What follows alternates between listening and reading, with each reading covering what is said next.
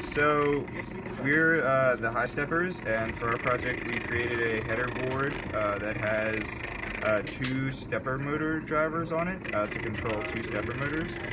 Each driver has two H-bridges in it, which lets us control bipolar stepper motors. We made the drivers pretty big so they can handle fairly large motors, and the board layout was pretty much exactly what they recommended to use on the data sheet for the drivers. They also dissipate a lot of heat, so we used fairly big heat sinks attached to the top of each motor driver.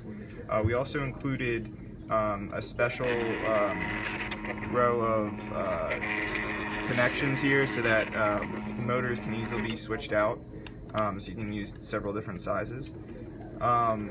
In terms of hardware on the actual Etch-a-Sketch, we were afraid that each motor wouldn't have enough torque to directly drive the wheel on the Etch-a-Sketch, so we created a series of gears.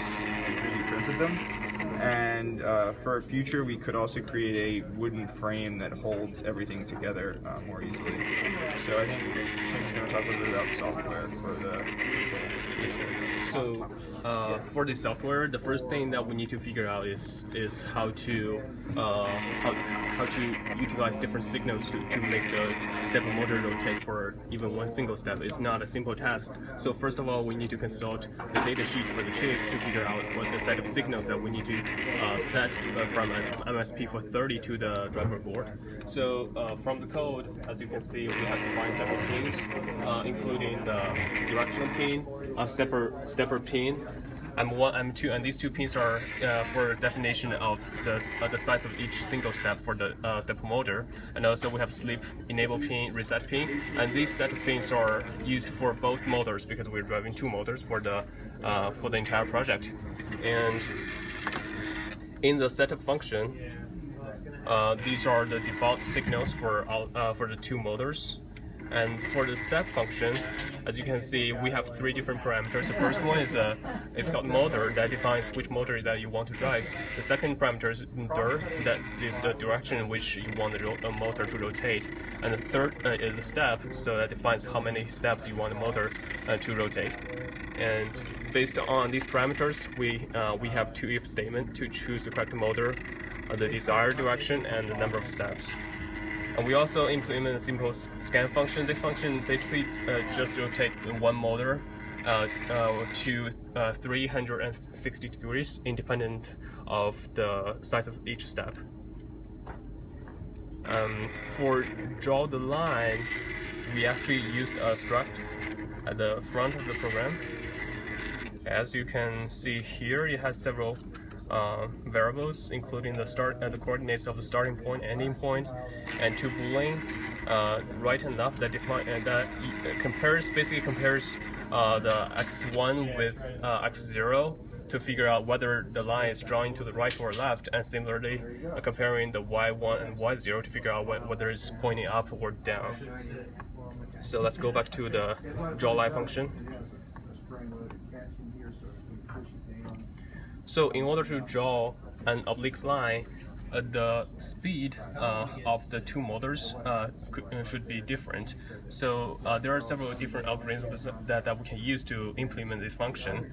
The way how we did that is to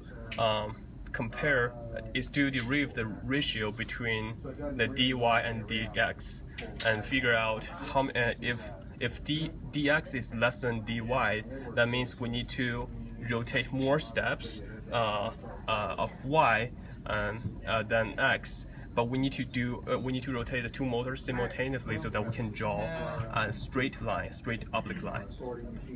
So the program is actually very straightforward, and also we also decided to implement a function that can draw a square for us. Right now in the main function, we actually let me go back. Okay, so right here, we actually called the draw line function 4 times to draw a square manually.